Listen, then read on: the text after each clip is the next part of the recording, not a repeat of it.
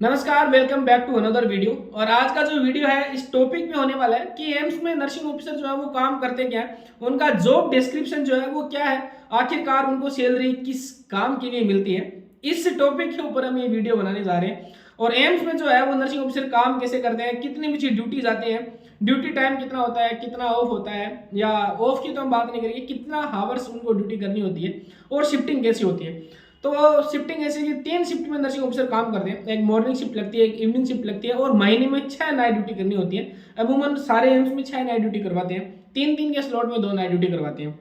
Nursing officer जब duty पे जाते हैं तो ड्यूटी का जो रिपोर्टिंग टाइम जो है वो 7:30 बजे का रिपोर्टिंग टाइम होता है। 7:30 से लेके और 8 बजे के बीच में आपको ड्यूटी पे रिपोर्ट करना होता है। और ड्यूटी पे रिपोर्ट करने के लिए हर एम्स में अपना एक स्पेशल यूनिक ड्रेस कोड है। वो ड्रेस कोड कुछ हॉस्पिटल्स में जो है वो तो ऐसा है कि नर्सिंग ऑफिसर है वो अपने घर पे उनको वॉश करते हैं, उनके अपने घर पे उसको वॉश करके उसको प्रिपेयर करके हॉस्पिटल लेके जाते हैं। और कुछ हॉस्पिटल्स ऐसे हैं जहाँ पे वो लॉन्ड्री के अंदर वॉश होके आते हैं और फिर ऐसा होता है। मेरे डिपार्टमेंट में सौभाग्य से ऐसा है कि हमारे जो यूनिफॉर्म जो है या ड्रेस जो बोल सकते हैं या जो स्कर्फ जो है वो हमारे लॉन्ड्री से आते हैं, हमें नहीं धोने पड़ते और हॉस्पिटल की तरफ से ही मिलते हैं। क्योंकि मेरा जो डिपार्टमेंट है वो एनआईसीयू में यानी न्यूनेटल इंटेंसिव केयर यूनिट में मेरी ड्यूटी है, एम्स जोधपुर में। और वहाँ पे जो है हमारी जो स्कर्फ जो आते हैं वो लॉन्ड्री से आते हैं। तो हम सुबह जाते हैं मॉर्निंग में जाने के बाद में सबसे पहले हम ड्रेस चेंज करते हैं जो हॉस्पिटल की होती है। उसके बाद में फ़ोन वोन हमारे आईसीयू में अलाउ होते नहीं है, तो हम जो है वो लॉकर में रख के जाते हैं। नर्सिंग ऑफिसर का एक लॉकर बना होता है, तो वो लॉकर जो है हर नर्सिंग ऑफिसर को अलॉट होते हैं। वो अपना जैसे पर्स वगैरह है, फ़ोन वगैरह वो उसमें रख सकते हैं। ड्यूटी जाने के बाद में दो नर्सिंग ऑफिसर के जो है वो 2 इंपॉर्टेंट काम होते हैं। सीनियर नर्सिंग ऑफिसर के अलग होते हैं, एएनएस के अलग होते हैं, और डीएनएस और एएनएस और उनके अलग काम होते हैं। नर्सिंग ऑफिसर की हम बात करें इस वीडियो में, और नर्सिंग ऑफिसर के 2 इंपॉर्टेंट काम होते हैं। पहला काम है कि पेशेंट केयर या बेड साइड केयर। दूसरा जो काम है वो है इन्वेंट्री का। इन्वेंट्री का इन द सेंस कि आपके डिपार्टमेंट में बहुत सारी इन्वेंट्री की फाइल बनी होती है, यानी कि जनरल बोले तो हॉस्पिटल में या आईसीयू में या वार्ड में क्या क्या सामान है उनकी गिनती आपको करनी होती है। जाके रोज आपको इन्वेंट्री की फाइल लेनी होती है, और जिस नर्सिंग ऑफिसर के पास में वो इन्वेंट्री होती है उसका वो ओवर देते हैं कि ये सामान है, इतना सामान अपने पास में, इंजेक्शन इतने पड़े हैं, इतने वेंटिलेटर हैं, इतने मास्क हमारे पास में पड़े हैं। इन सारी चीज़ की इन्वेंट्री होती है और प्रॉपर तरीके से इन्वेंट्री आपको करनी होती है कि हर चीज़ जो है वो इमरजेंसी कंडीशन में आपको प्रॉपर तरीके से मिल जाए। एक काम होता है इन्वेंट्री का, और इन्वेंट्री का काम है वो वाकई में आपको ध्यान से करना पड़ता है, क्योंकि सामान जो है वो इधर उधर हो जाता है, तो आपको उनकी काउंटिंग करके रखनी होती है। एक काम ये। दूसरा जो मेन जो काम है वो हमारा है पेशेंट केयर काम। और पेशेंट केयर एम्स में एज ए नर्सिंग ऑफिसर आपको क्या क्या करना होता है, तो बहुत सारे सवाल होते हैं कि आईवी कैनुला कौन लगाता है, मेडिसिन कौन देता है, पेशेंट में प्रोसीजर है वो असिस्ट कौन करवाता है, बहुत सारे टाइप के प्रोसीजर हैं ऐसे जो कौन करता है, बहुत सारे ड्रेसिंग कौन करता है, इस टाइप की प्रोसीजर है। तो एम्स में नर्सिंग ऑफिसर जो काम करते हैं वो नर्सिंग ऑफिसर्स का मेन जो काम है वो पेशेंट केयर और ड्रग एडमिनिस्ट्रेशन और अपने रिटर्न वर्क जो होता है वो फाइल का वर्क होता है। यानी कि अगर दूसरे हॉस्पिटल से अलग प्रोटोकॉल्स हो सकते हैं, एम्स में ये प्रोटोकॉल है कि अगर इंट्रावेनस लाइन लगा रहे हैं तो अडल्ट में अगर वार्ड की बात करें तो वार्ड में जो इंट्रावेनस लाइन जो लगती है आईवी कैनुला जिसको बोलते हैं वो नर्सिंग ऑफिसर लगा देते हैं। आईसीयू में जनरली ये होता है कि वहाँ पे रेजिडेंट्स जो है वो मतलब जूनियर रेजिडेंट्स हैं या कुछ इंटर्न आते हैं जो एमबीबीएस करके आते हैं, वो खूब सारे होते हैं। तो एम्स में आईसीयू के अंदर तो लगभग जो है वो जेआर लगाते हैं, कैनुला वगैरह। सैम्पलिंग जो होती है वो जेआर करते हैं या इंटर्न करते हैं, एसआर नहीं करते, एसआर तो चलो सीनियर हो जाते हैं। और कुछ कुछ जगह ऐसा होता है कि नर्सिंग ऑफिसर है वो भी सैम्पलिंग कर लेते हैं। बट अगर इन्वेजिव सैम्पलिंग करनी होती है तो आईसीयू के अंदर, अगर अडल्ट आईसीयू की बात करें तो अडल्ट आईसीयू में जेआर करते हैं इन्वेजिव सैम्पलिंग, और एनआईसीयू की बात करें तो एनआईसीयू में तो 100% जेआर ही करते हैं, नर्सिंग ऑफिसर वो नहीं करते हैं, सैम्पलिंग नर्सिंग ऑफिसर नहीं करते हैं। तो इन्वेजिव सैम्पलिंग की ये बात है। और नॉन इन्वेजिव सैम्पलिंग है वो अगर एडल्ट आईसीयू में है तो वहाँ पे नर्सिंग ऑफिसर कर लेते हैं, और एनआईसीयू में है जो वो टोटली वो जेआर के ऊपर ही उनका ही काम होता है, वो करते हैं। सैम्पलिंग की बात ये है। नर्सिंग ऑफिसर इसके बाद में ड्रग एडमिनिस्ट्रेशन जो है वो नर्सिंग ऑफिसर है वो ड्रग एडमिनिस्ट्रेशन का काम होता है। और काम कैसे होता है कि डॉक्टर जो होते हैं या जेआर जो होते हैं या एसआर जो होते हैं वो क्या करते हैं, ड्रग को मेडिसिन चार्ट में या ड्रग चार्ट जो सीट्स बनी होती है सीट्स में वो प्रिस्क्राइब कर देते हैं। उसमें वो इतना लिखते हैं कि इतना एमजी आपको ये डोज देना है, यानी अगर आपको पिप्टाज देना है तो आपको 1000 एमजी पिप्टाज देना है या 500 देना है या 70 एमजी आपको पिप्टाज देना है, वो इतना लगते हैं। और उसमें वो फ्रीक्वेंसी लिखते हैं कि आपको टीडीएस देना है या QID देना है या BD देना है, OD देना है, कैसे देना है वो लिखते हैं। उसके बाद में डोज कैलकुलेट करना नर्सिंग ऑफिसर का काम है, और उसके बाद में फ्रीक्वेंसी टाइमिंग सेट करना कि मेरे को ये दवाई है वो किस टाइम पे सूटेबल है, किस चीज़ के लिए देनी है। ये काम जो है वो नर्सिंग ऑफिसर का है। ऐसा नहीं होता कि नर्सिंग ऑफिसर वो ड्यूटी पे आ रहा और पीछे KGF वाली टोन चल रही है, जैसा आप रील्स में देखते हैं। कभी कभी मैं भी शॉर्ट्स वीडियो अपलोड करता हूँ जस्ट फॉर मोटिवेशन, पर ऐसा नहीं है कि नर्सिंग ऑफिसर आ रहा है ड्रेस चेंज करके और गले में स्टेट डाल रखा और पीछे KGF वाली टोन चल रही है, तो ऐसा नहीं होता है। यहाँ पे जो है काम पूरा प्रॉपर तरीके से होता है। पेशेंट असाइनमेंट का ये होता है कि जब आप ड्यूटी पे जाते हैं तो ड्यूटी पे जाते ही सबसे पहले आप क्या करते हैं, आप हैंड वॉशिंग करते हैं। स्क्रब स्टेशन बने होते हैं, स्क्रब स्टेशन पे आप जाके आप अच्छी तरीके से वॉश होते हैं। वॉश होने के बाद में आप अपने असाइनमेंट रजिस्टर चेक करते हैं। 2 रजिस्टर होते हैं, एक आपकी तनख्वाह का रजिस्टर जहाँ से तनख्वाह बनती है आपकी, उसमें आपको साइन करने होते हैं। हालांकि साइन जो वो ऑफलाइन ही होते हैं नर्सिंग ऑफिसर के, या एम्स में भी ऑफलाइन ही चल रहा है सारा काम, साइनिंग जो सैलरी का जो है। और उसके अलावा एक होता है असाइनमेंट रजिस्टर। तो असाइनमेंट रजिस्टर में आपका असाइनमेंट बना होता है। और एम्स में जो असाइनमेंट का जो काम है, पेशेंट कैसे होता है, देखिए आपने मैनेजमेंट में पढ़ा होगा कि एक टीम वर्क होता है, एक इंडिविजुअल काम होता है। तो एम्स में जो है वो असाइनमेंट अलॉट होते हैं, patient allotment. Each nursing officer को अलग अलग पेशेंट अलॉट होते हैं। कई जैसे DSSP वगैरह है या RML वगैरह में ऐसे पेशेंट अलॉट नहीं होते, मिक्स में काम करते हैं सारे, जिसको जो काम दिख रहा है वो कर देता है। बट एम्स में जो है वो है असाइनमेंट मिलते हैं हर नर्सिंग ऑफिसर को। मान लीजिए कि अगर 30 बेड है तो एक नर्सिंग ऑफिसर को 2 या 3 पेशेंट मिल गए, और आपको वो पेशेंट जो है आपको बस उन्हीं का काम करना है। दूसरे पेशेंट को आप हेल्पिंग में जाते हैं। हालांकि नर्सिंग ऑफिसर बहुत अच्छे होते हैं, जैसे ही आपका पेशेंट क्रेश होता है या पेशेंट जो है वो डिटेरियोरेट होता है तो पेशेंट दूसरे जो नर्सिंग ऑफिसर वो हेल्प के लिए आ जाते हैं। बट जनरली आपको अपने पेशेंट का पूरा काम करना होता है। अब नर्सिंग ऑफिसर जो है वो पेशेंट को मॉनिटरिंग का, क्लोज मॉनिटरिंग जो है वो नर्सिंग ऑफिसर का ही काम है।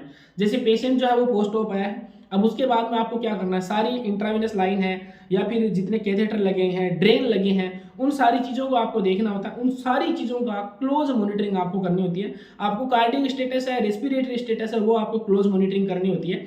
और उसके बाद में मेडिसिन जितनी है वो आपको देनी होती है। सबसे इंपॉर्टेंट काम जो है वो आपका काम ये है कि आपका एक काम होता है आपका ओवर का काम, कि आप पेशेंट का ओवर दे रहे हैं। जैसे शिफ्टिंग चेंज होती है तो वहाँ पे आपका ओवर बहुत स्पेशली देना होता है, थोड़ा ढंग से देना होता है। हालांकि रील्स में तो आपने पता नहीं क्या क्या देखा होगा, किसी जूनियर जो नया नर्सिंग ऑफिसर आता है वो ऐसे अलग तरीके से ओवर देता है, और सीनियर जो होते हैं वो ऐसे पन्ना उड़ा के जाते हैं। ऐसा होता नहीं है, एक्चुअल लाइफ में नहीं है ऐसा कि आप सीनियर भी होते हैं वो बहुत तरीके से जजमेंटल तरीके से काम करते हैं अपना, और इंस्पिरेशन होते हैं, हालांकि बहुत अच्छा काम करते हैं।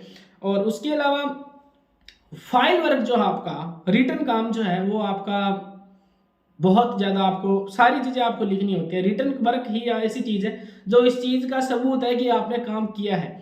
तो आप जितना भी जो सैम्पलिंग जो होती है वो आप लिखते हैं सारी, कि ये सैंपल मेरे टाइम पे हुआ है, ये मेडिसिन मेरे टाइम पे गई है, ये प्रोसीजर मेरे टाइम पे हुआ है, कैथेटराइजेशन मेरे टाइम पे हुआ है, कैथेटराइजेशन हुआ तो कितने फ्रेंच का कैथेटर है वो डाला है, ईटी इंट्यूबेशन हुआ तो ईटी कितने नंबर की थी, कितने सेंटीमीटर के ऊपर आपने फिक्स की है, सेंट्रल लाइन में आपने जो है वो स्टरलाइजेशन टेक्निक यूज की है नहीं की है, आपने सेंट्रल लाइन को हैंडल किया है तो उसको स्टेराइल तरीके से हैंडल किया है या नहीं किया है। इस तरीके की बहुत सारी चीज़ें होती हैं। अगर मैं न्यूनेटल में हूँ तो न्यूनेटल में KMC का भी एक चार्ट होता है कि KMC अगर मदर दे रही है तो वो कितनी देर के लिए KMC दे रही है, दिन में आज के दिन में कितनी देर KMC हुई है, क्या KMC करते टाइम पे एपनिया हुआ है नहीं हुआ है, पेशेंट में टेकिकार्डिया हुआ है या ब्रेडिकार्डिया, या टेम्परेचर कितना था, पहले टेम्परेचर कितना था, टेम्परेचर बाद में कितना था। ब्लड ट्रांसफ्यूजन का जो काम है वो नर्सिंग ऑफिसर का, नर्सिंग ऑफिसर जो है वो जूनियर रेजिडेंट या सीनियर रेजिडेंट और नर्सिंग ऑफिसर है वो दोनों मिलके चेक करते हैं, मतलब क्रॉस चेक करते हैं ब्लड को। उसके बाद में जो काम जो वो नर्सिंग ऑफिसर का है कि वो उसको कितने 3 घंटे में ट्रांसफ्यूज करना है या 4 घंटे में ट्रांसफ्यूज करना है, वो उसको ट्रांसफ्यूज करते हैं। नर्सिंग ऑफिसर उस टाइम में पूरी क्लोज मॉनिटरिंग करता है। उसके बाद में उसके अलावा जो है वो प्रोसीजर में क्या काम होता है, तो नर्सिंग ऑफिसर है वो ICU सेटिंग्स में तो मोस्टली जो है वो आप अगर जो जूनियर रेजिडेंट है या सीनियर रेजिडेंट है अगर वो है, अगर उनकी टीम पूरी है तो आपको जो एज ए सर्कुलेटरी नर्स काम करना है वहाँ पे, कि आपको बस इक्विपमेंट्स का ध्यान रखना है। और कई बार अगर नीड होती है तो आप जो इन्वेजिव प्रोसीजर जो होते हैं जिनमें सेंट्रल लाइन डालना है या कैथेटराइजेशन करना है या कुछ भी है तो आप वहाँ पे स्क्रब नर्सिंग ऑफिसर का भी काम वहाँ पे कर लेते हैं। तो प्रोसीजर में जो है आपका रोल इतना है कि आपको मॉनिटरिंग करनी है और डॉक्यूमेंटेशन प्रोसीजर का करना है, उसके अलावा नहीं है। उसके अलावा पेशेंट हैंडलिंग आपका काम है, पेशेंट को बेड सोर से बचाना आपका काम है, पेशेंट की स्किन केयर आपका काम है। और इसके अलावा पेशेंट का जो सैनिटाइजेशन जो है पेशेंट का या पेशेंट की जो क्लीनलीनेस है वो एडल्ट आईसीयू में जो बेडों का जो हैंडलिंग होती है उसमें ये होता है कि आपके जो हाउसकीपिंग स्टाफ है और जो हॉस्पिटल अटेंडेंट है आपके, जो आपका या जिसको नर्सिंग ऑर्डरली बोलते हैं, वो ये काम करते हैं, आप उनको बोल के वो काम करवा सकते हो। नियोनेटल्स में स्पेशली होता है, ये नियोनेटल्स इतने इतने होते हैं, तो उनकी जो केयर है, स्किन केयर हो चाहे उनकी डायपर केयर हो, कुछ भी वो नर्सिंग ऑफिसर ही करते हैं, क्योंकि इतने छोटे हैं, अभी जस्ट वो दुनिया देखी उन्होंने, तो उनमें सेप्सिस के मैक्सिमम चांस होते हैं, तो नर्सिंग ऑफिसर है वही उनकी सारी टेक केयर करते हैं।